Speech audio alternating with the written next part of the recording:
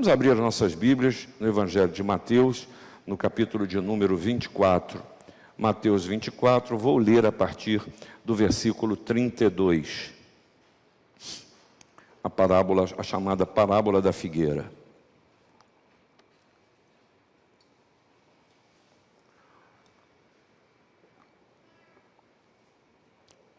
Diz a palavra do Senhor: Aprendei, pois, a parábola da figueira. Quando já os seus ramos se renovam e as folhas brotam, sabeis que está próximo ao verão. Assim também vós, quando virdes todas essas coisas, sabeis que está próximo às portas. Em verdade vos digo que não passará essa geração sem que tudo isso aconteça.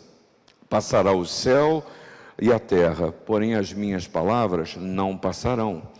Mas a respeito daquele dia e hora ninguém sabe, nem os anjos do céu, nem o Filho, senão o Pai. Pois assim como foi nos dias de Noé, também será a vinda do Filho do Homem. Porquanto, assim como nos dias anteriores ao dilúvio, comiam e bebiam, casavam e davam-se em casamento, até o dia em que Noé entrou na arca, e não o perceberam. Senão quando veio o dilúvio, os levou a todos. Assim será também a vinda do Filho do Homem. Então 2 estarão no campo, um será tomado e deixado o outro. 2 estarão trabalhando no moinho, uma será tomada e deixada a outra. Portanto, vigiai, porque não sabeis em que dia vem o vosso Senhor.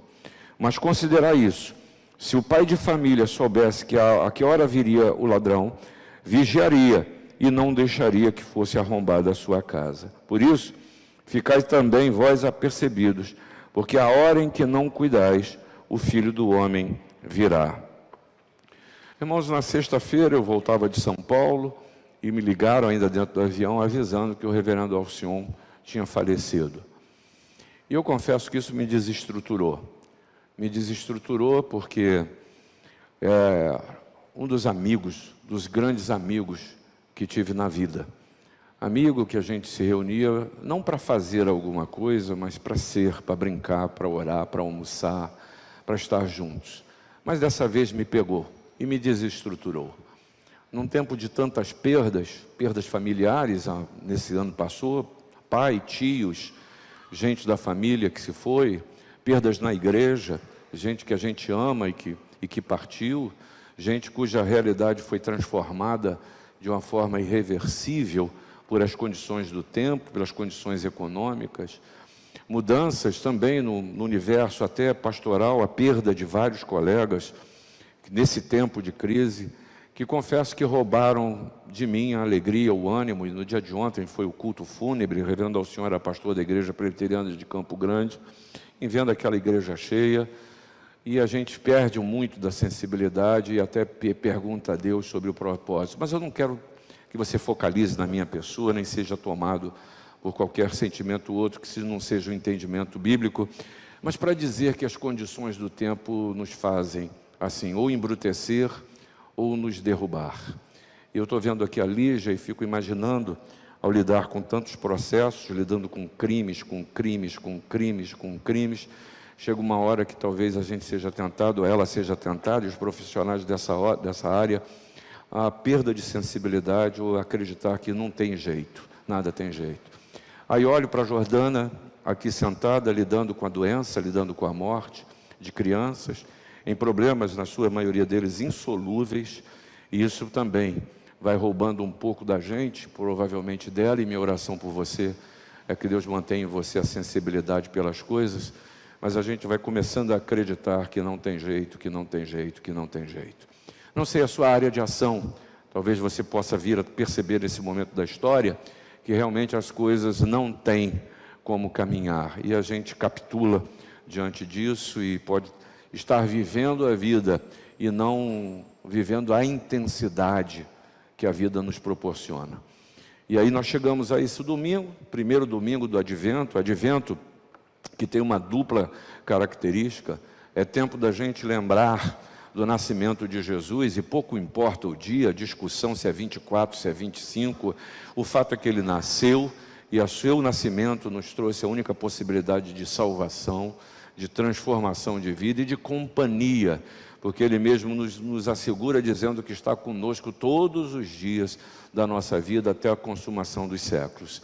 Mas também advento tem um segundo sentido, que é nos recordar o tempo inteiro que esse Jesus, essa criança, não é apenas saber a história ou relembrar a história de uma criança que nasceu da manjedoura, da estrebaria, da vaquinha, do cavalinho, não havia lugar de ir para o Egito, do censo, não é apenas isso, é o Salvador que ele veio, mas também na certeza de que ele vai voltar, de que ele vai voltar, de que as pessoas morrem, mas o Senhor vai voltar, de que os crimes são cometidos, de que as pessoas adoecem, mas o Senhor Jesus vai voltar. Advento é mensagem de esperança, é mensagem da gente levantar a cabeça e olhar em frente, mas há uma mensagem nessa parábola da figueira, que é a consequência do que Jesus estava dizendo para os seus discípulos, dizendo que nós vamos chegar no momento em que todas as coisas vão ser tratadas. O mal será tratado. A lágrima, ela será enxugada, mas os porquês serão resolvidos por Deus. A nossa vida será lidada pelo Senhor. E a gente fala nisso, e a palavra que a gente usa é sobre o juízo final, mas é a certeza de que Deus vai tratar todas as coisas. E aqueles que confessam a Jesus como Senhor e Salvador, aqueles que creem que Deus ressuscitou dentre os mortos, esses serão salvos. Mas Jesus está dizendo aos seus discípulos algumas realidades que a gente precisa lembrar. E mais do que saber, viver a intensidade dessa certeza. A primeira delas é a realidade do juízo final, de que Deus determinou que tudo vai ser tratado. E a gente precisa lembrar disso, para que a gente não viva não só um cinismo de vida que acomoda as situações, na certeza de que está tudo acontecendo mal graça, as coisas são assim mesmo, e eu embarco nessa forma de ser e de viver. Ou quem sabe, de que eu lido comigo mesmo num estado de espírito de cinismo espiritual, ou quem sabe de uma hipocrisia religiosa em que eu afirmo ter fé, mas não considero os meus passos, não considero aquilo que a palavra de Deus chama até de testemunho, porque cada um vai dar conta de si mesmo, então seja o que Deus quiser. A segunda coisa que Jesus passa a seus discípulos aqui, ainda no capítulo 24, é qual é a abrangência do juízo final. Não somente vão ser julgados os anjos, os apóstolos, os caídos, mas também todos aqueles que aqui estão e serão tratados de acordo com a sua postura e fé. E acho maravilhoso o Eclesiastes nos lembrar que Deus há de trazer a juízo todas as obras, até as que estão escondidas, quer sejam boas, quer sejam más. Jesus continua a dizer para os seus discípulos que o juízo tem uma finalidade, e a finalidade não é destruição. A finalidade é a manifestação da glória de Deus, da glória de Deus. Por isso, para você que tem fé e que crê, é tempo de celebração, porque a nossa expectativa, o nosso amor, a nossa esperança, a nossa fé, como Paulo descreveu, elas terão alcançado o seu objetivo. E aí talvez a gente naquele momento precise cantar o que a gente canta hoje por antecipação, porque eu sei em quem tenho crido, e sei que Ele guardará o meu tesouro até o dia final, e lá nós chegaremos. Falando com seus discípulos, eles já perguntam, como eu quero saber também, quando é que vai ser isso? Qual é a data? E o Senhor nos ensina dizendo, olha, não é tempo de você não compete a vocês conhecerem tempos ou épocas. Deus sabe, mas há atitudes a tomar nesse tempo de espera. E aí, nesse sentido, a palavra que o Senhor nos traz através dessa parábola é nos fazer enxergar o futuro glorioso da igreja, o futuro glorioso seu como membro do corpo de Cristo. Nos faz lembrar, chamar a atenção para que você viva hoje a postura de um cidadão da eternidade, e não alguém que vive um interregno da história, que vai morrer e tem medo da morte e não sabe o que vai acontecer depois. Não! O convite o tempo inteiro do Senhor Jesus para a sua vida é que você viva hoje a eternidade que Deus, através de Jesus, já lhe assegurou.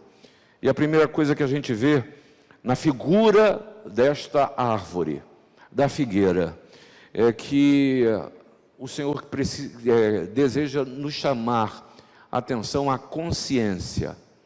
Consciência.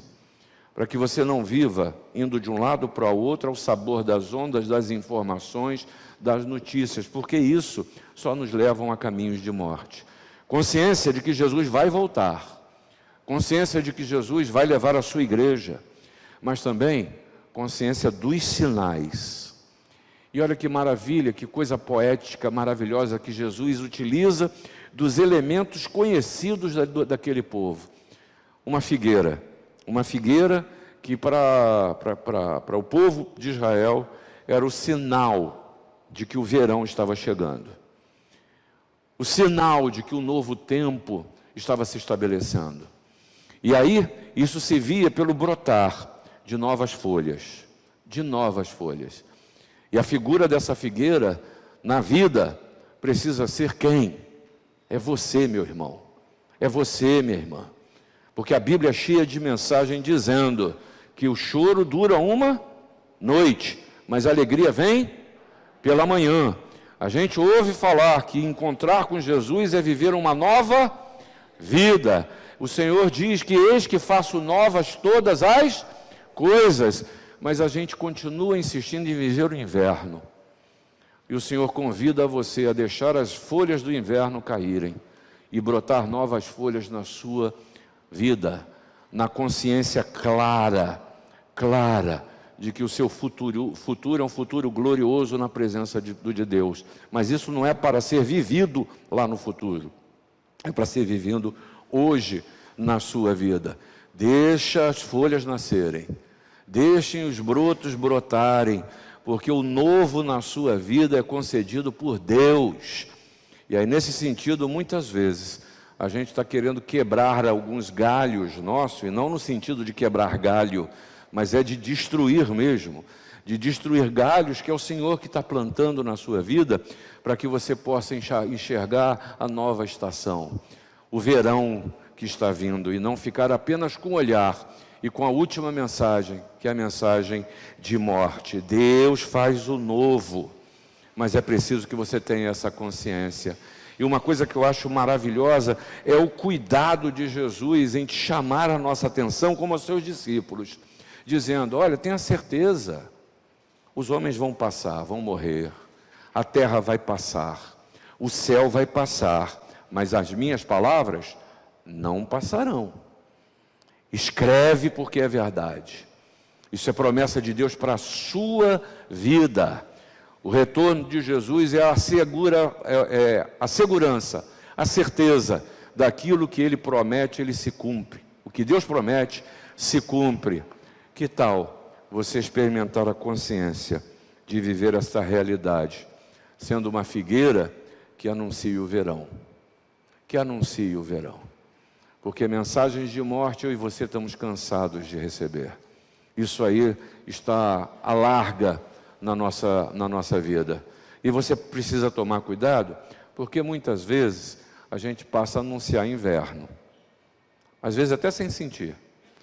Diz a palavra que a boca fala do que o coração está cheio. E eu posso estar me alimentando de mensagens de morte e não de mensagens de vida. Isso produz renovo. Mensagem de vida produz renovo. E está aí uma excelente análise que eu não posso fazer, que ninguém pode fazer da sua vida, mas você pode fazer. Em pensar nesse quadro que você vive hoje e dizer: Senhor, como eu transformo isso numa nova estação? Como o Senhor quer transformar em uma nova estação na minha vida? Senhor, faz brotar na minha existência as novas folhas que anunciam a nova estação. Mas também, isso vem do alimento que a árvore toma. Isso vem do alimento que a árvore toma. Porque você sabe muito bem, você sabe que agora a gente passa uma luta lá em casa, testemunho de fé, ainda bem que a Ana não está aqui. Rodrigo virou um especialista em planta. Rodrigo comprou, tem uma floresta, coitada da Esther, tem uma floresta na casa dele, tá certo? Tem uma floresta lá, me fez ir para Cadeg, comprar um espinho, não, como é que é o nome daquilo? Esqueci o nome. Que dá no deserto, tem espinho. Me fez comprar um cacto, gente, um cacto que é desse tamanho assim, um negócio. E eu falei, cara, você falou com tua mulher esse negócio? Não, tá tudo certo. E fui comprar o tal da Cadeg e o tal do cactus, que é presente. Ele autodeterminou que eu ia dar um presente para ele. E a mãe foi cúmplice, fomos para a Cadeg, comprou a porcaria para botar no carro. Não cabia no carro, então tem que carregar. Eu falei, bom, se alguém tem que carregar é você. Chegou em casa todo espinhado.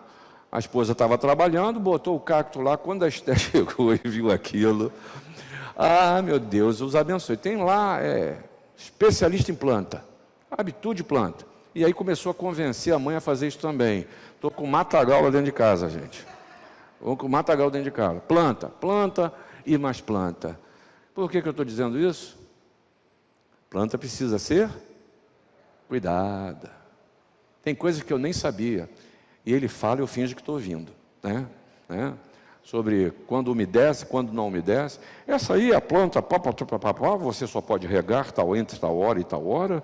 Ela tem que estar virada para o sol, tantas porcentagens de sol, quando não tiver coisa. Tem uma lâmpada especial que você vai, eu quero lá saber disso. Mas o fato é que as plantas dele estão bonitas. Tão bonitas. Porque planta tem que ser cuidada. Tem que ser alimentada. Planta tem que experimentar o sol. Tem planta que precisa de muito sol, hein? Tem planta que não pode ficar exposta ao sol. De quem eu estou falando? De você. Estou falando de você. Figueira precisa de alimento. Precisa de alimento. E não existe alimento mais nutriente do que Deus e sua palavra. Quando você está sentindo para baixo, quando está sentindo que não dá, que não está aguentando, quando está sentindo a pressão dos tempos, são o Espírito Santo te dando sinal. Está precisando de quê? De alimento. Está precisando de água. Está precisando de um pouquinho de sol. A porção que você precisa. E aí, meus irmãos, muitas vezes a gente espera tudo de tanta gente. Espera tanta coisa, até de Deus. Quando Deus está gritando. Rapaz, está aí, aproveita. Está aqui minha palavra. Fala comigo. Ora. Lê a palavra. Mas não só lê para conhecimento. Se aproprie como vida para você. É alimento. Essa figueira, ela será frondosa no tempo certo. Se alimentada. Lembra aquela história? Foi figueira também? Foi? Não foi? Que Jesus passou e foi lá para buscar e não tinha nada nela? Não tinha nada dela.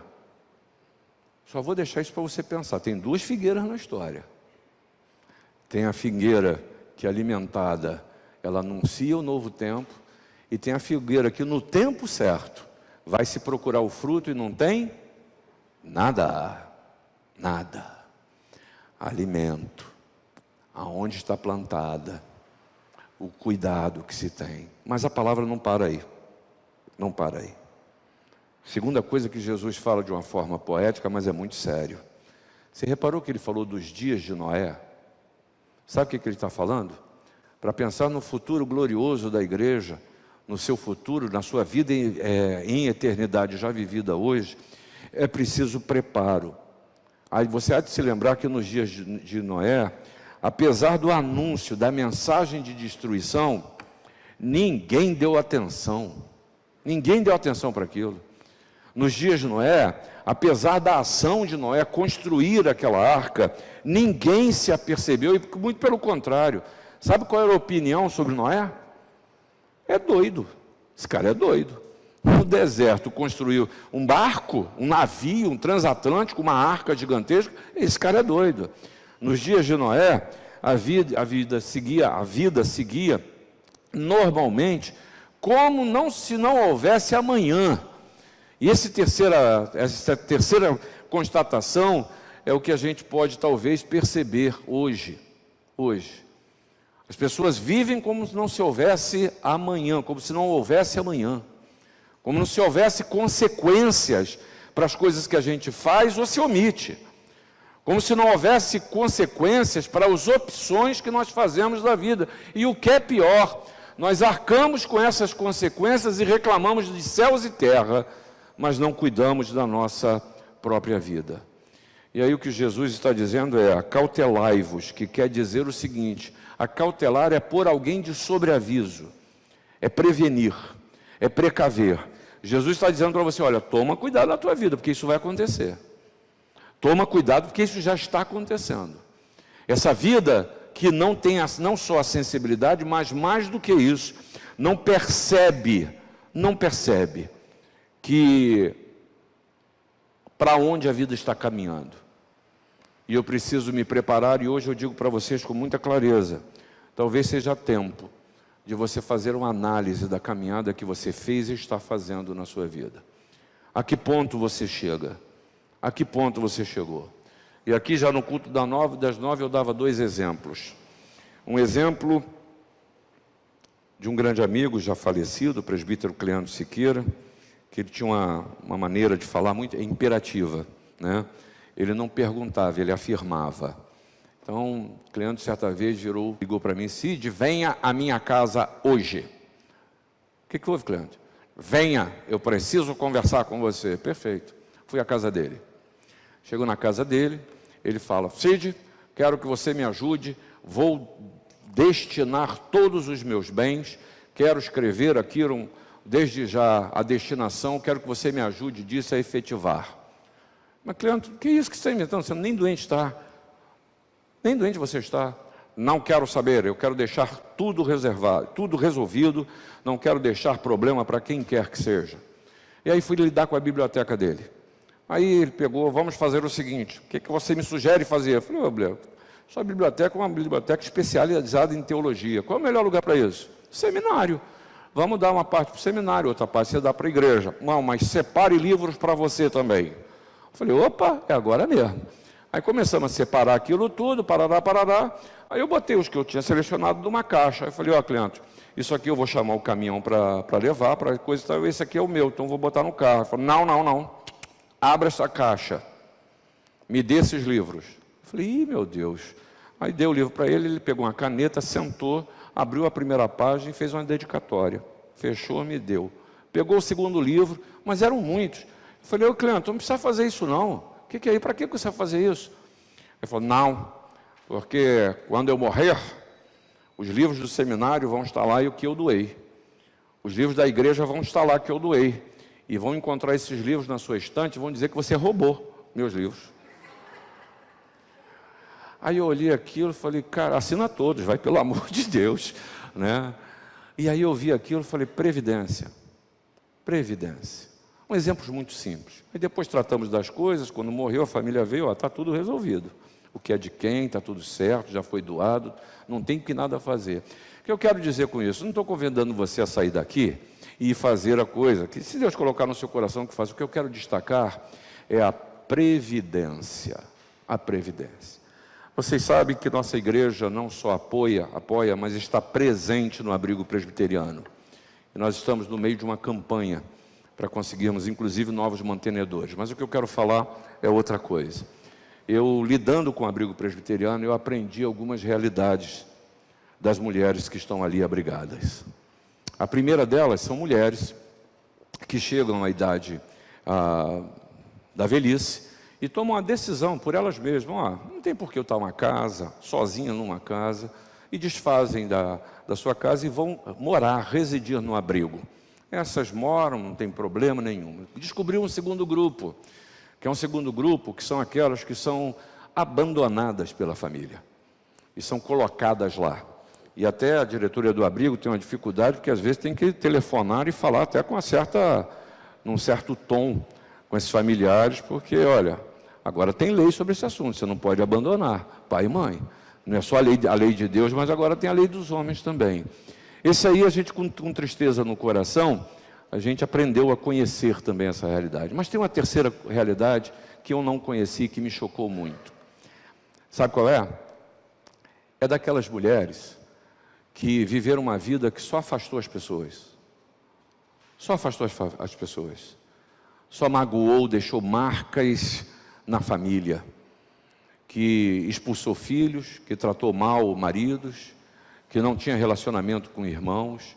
E chegou na velhice sem forças mais para viver. O que aconteceu? Não tinha onde ir e com quem ficar. E estão lá, no abrigo, recebem o amor e carinho daquela instituição. Mas eu aprendi muito com isso, e isso talvez seja uma coisa que a gente precise refletir nesse tempo de preparo. Como nós temos construído e mantido as nossas relações.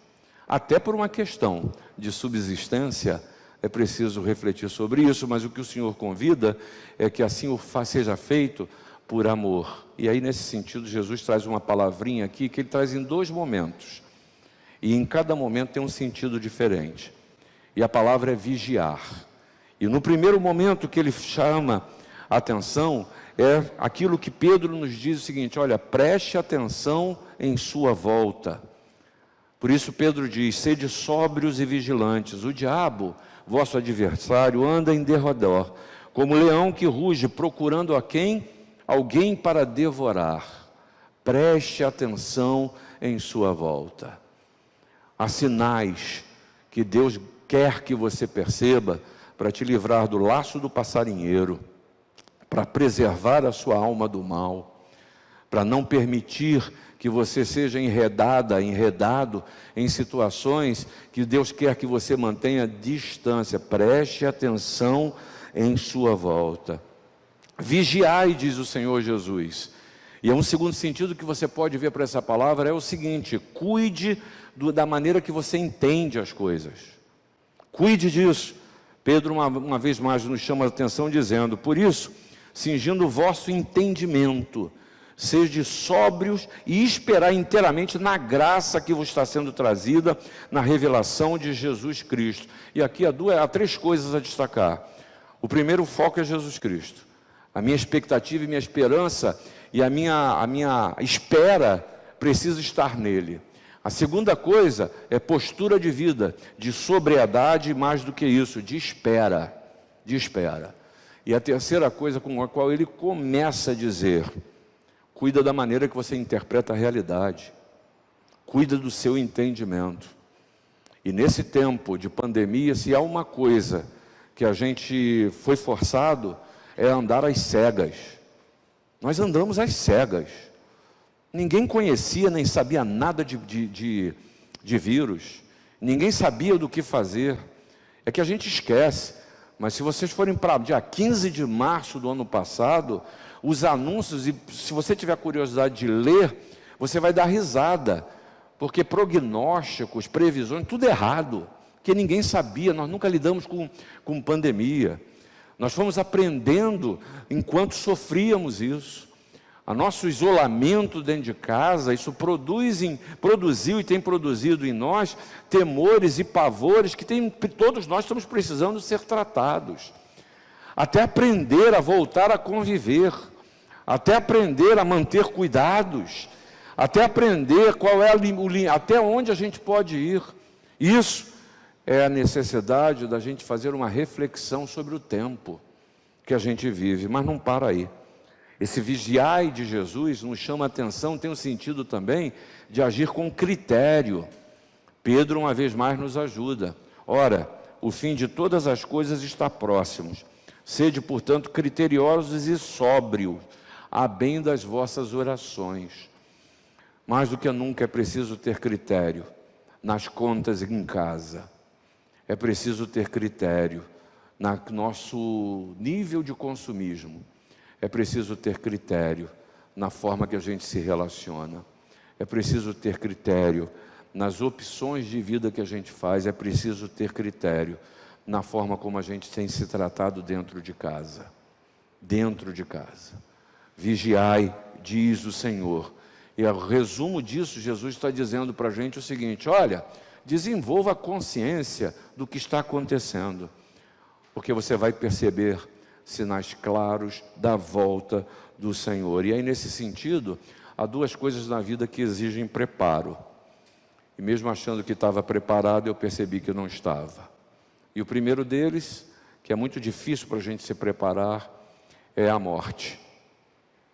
É lidar com a morte. Não só a morte do outro, mas a nossa mesmo. E a gente precisa lembrar o tempo inteiro que as coisas não acabam aí. Você é cidadão da eternidade. Mas a gente precisa se preparar para esse momento, porque todos nós vamos passar. Como diziam os antigos, ninguém vai ficar para semente, não é isso? Pois é, nós precisamos nos preparar para isso. Mas esse andar na disposição da figueira nos lembra que nós estamos andando na certeza e na convicção de que Jesus vai voltar. E aí ele nos traz uma terceira e última percepção da realidade. Sensibilidade. Sensibilidade. O mundo, as condições, tudo nos fazem embrutecer, perder a sensibilidade. E eu comecei falando sobre isso, sobre a minha vida, citei Lígia, citei Jordana, talvez possa ser a sua história.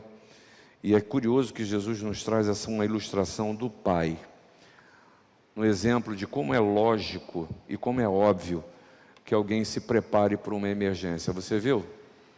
Se o pai souber a hora que o ladrão vem, ele vai ficar vigia.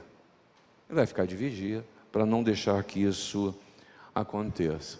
Mas emergências espirituais, elas também podem ser tratadas com previdência. Podem ser tratadas com previdência. E aqui vem a segunda vez que Jesus utiliza a palavra vigiar em outro sentido. Primeiro, vigiar era sinônimo de consciência, de saber. Esse aqui agora é de preparo. É de preparo. E aí, a palavra nos ensina que eu preciso estar preparado para me viver me liberando e estando livre de vícios e também das ambições desmedidas, desenfreadas. Hoje é o tempo da ambição. Hoje é o tempo de querer. Esse é o tempo de cada vez querer mais, fazer mais, em que a vaidade virou virtude, em que a cobiça virou instrumento. Esse é um tempo que a gente precisa pensar em despojamento. Não é dos outros, não. É meu e é seu. E aqui quem fala é alguém que sofre de um grande mal. Eu sou um acumulador. E hoje é um dia da gente pensar do quanto a gente tem jogado sobre as nossas costas responsabilidades, culpas, medos, ansiedades, até uma depressão, que eu não estou falando da química, que é uma doença para ser tratada por profissionais, mas daquela que é fruto do desânimo pelo momento em que se está vivendo. Essas coisas precisam ser tratadas, eu preciso me preparar para isso. Segunda coisa que preciso de preparo é do esclarecimento da minha mente, que precisa me levar a um despertar de vida, um despertar de vida. E aí, Paulo, falando aos Tessalonicenses, disse que esse preparo é necessário para que esse dia, como ladrão, não vos apanhe de surpresa. Eu preciso estar preparado. Há certos momentos na vida, e lidando com pessoas, eu também sou assim, a gente é assim também, que a gente diz, eu fui surpreendido por isso. Mentira, você via os sinais, você não deu foi atenção, não deu foi atenção. E aí nesse sentido, desculpa, fugir da realidade é um equívoco. A palavra que eu ia falar era muito feia, burrice, mas é isso mesmo. Eu e você somos o tempo inteiro chamados por Deus à consciência, mas tem uma terceira coisa que no preparo ela é necessária e fundamental, e que talvez eu e você desprezemos. É espírito alegre. Quanto a isso de Jesus, ora, ao começarem essas coisas a suceder, exultai e erguei a vossa cabeça, porque a vossa redenção se aproxima. a vossa redenção se aproxima.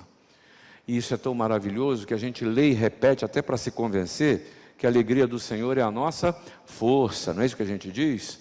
Não é isso? A gente falou, e eu já repito outra vez aqui, o choro dura a noite, mas a alegria vem pela manhã. A gente sabe dessas coisas todas, mas que dê alegria na sua vida. Que dê aquela inocência que a gente viu aqui no culto das 9, final do culto das 9, não sei se vocês perceberam. Nós estávamos aqui, as crianças sentando aos berros aqui, aos gritos aqui na igreja. Quando eu estava olhando elas passando, uma alegria de estar na igreja.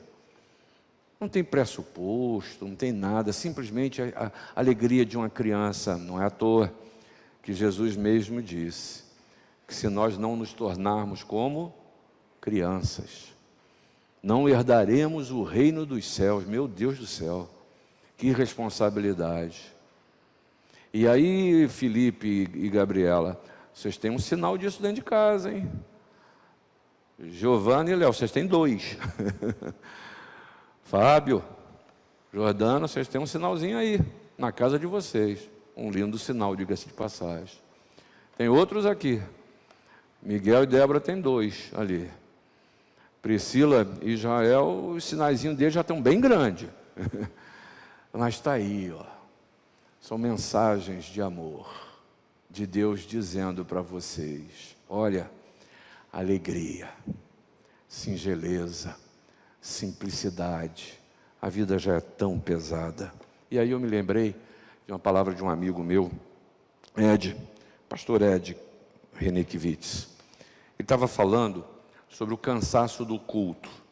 E não estava falando especificamente só do momento de culto, mas da vida como um culto. E ele pegou aquela passagem que fala da mulher hemorrágica, lembra disso? Ou seja, Jesus estava indo para a casa de Jairo, a filha de Jairo estava morrendo, no meio do caminho está indo com a multidão com seus discípulos. A mulher hemorrágica vai e toca Jesus, Jesus para tudo e fala: quem me tocou? Aí começa aquela bagunça ali, os discípulos: pô, quem tocou essa altura do campeonato, multidão, que conversa é essa, Jesus? E outra coisa, Jesus fala: não, me traz a mulher. Mas quem é que eu vou trazer? A mulher fica quieta, sai fora, aquela coisa. E Ed aproveita esse texto para comentar, para fazer uma análise dos discípulos e da multidão. E ele diz o seguinte: provavelmente aquela caminhada fosse mais uma caminhada, aquela atitude de Jesus fosse apenas mais uma atitude de Jesus, fosse mais um culto, mais um sermão, mais uma liturgia. E talvez eles tenham esquecido que Jesus estava entre eles, que Jesus está entre nós. As pessoas, os discípulos reunidos na presença de Jesus, revelavam displicência, incredulidade, negligência quanto à presença deles. Eles não se aperceberam, não deram importância, não conseguiram acreditar que Jesus era Senhor do tempo, que Ele ia chegar na casa de Jairo, mas Jesus que chegava na casa do Jairo também ia atender aquela mulher. E é interessante que Ed fala uma coisa que eu gostei muito. Ele diz o seguinte: na verdade o que aconteceu ali foi que os discípulos se auto-sabotaram. Eles se sabotaram. Eles não focaram atenção naquilo que Jesus estava mostrando. Eles não prestaram atenção no sinal. Talvez tenham negligenciado a grandeza da presença deles. Isso a gente precisa se lembrar o tempo todo, que Jesus está presente. Ele é presente. Ele fez questão de terminar o seu ministério, e Mateus percebeu isso muito bem, dizendo: eis que estou convosco todos os dias da sua vida, até a conclusão dos tempos. Não me lembro bem. Consumação dos tempos. Pois é, a gente se esquece dessa presença. E aí eu concordo com Ed, a gente se auto-sabota, porque Ele é presente, a gente sabe, mas não usufrui dessa presença. Sensibilidade. Nesse tempo de advento, minha palavra para você é que você se prepare para celebrar o Natal. Separe, claro, comunhão, bota lá aquele frangão para cozinhar, não tem problema nenhum, está tudo certo isso aí, não tem problema nenhum disso. Presente, está tudo bem. Mas não se esqueça que essa mensagem para você é de uma criança que nasceu, cresceu, morreu, ressuscitou e é o seu Senhor e seu Salvador. E não se esqueça que no percurso da sua história, Ele vai voltar. E a mensagem para você é: vem, filho fiel. Vem usufruir do descanso eterno. Mas Ele convida você, que você faça isso a partir de agora, percebendo os sinais claros da sua presença. Se prepare para viver. Se prepare para dar razão à sua vida. Se prepare para ser recebido por Jesus. Que Deus nos abençoe.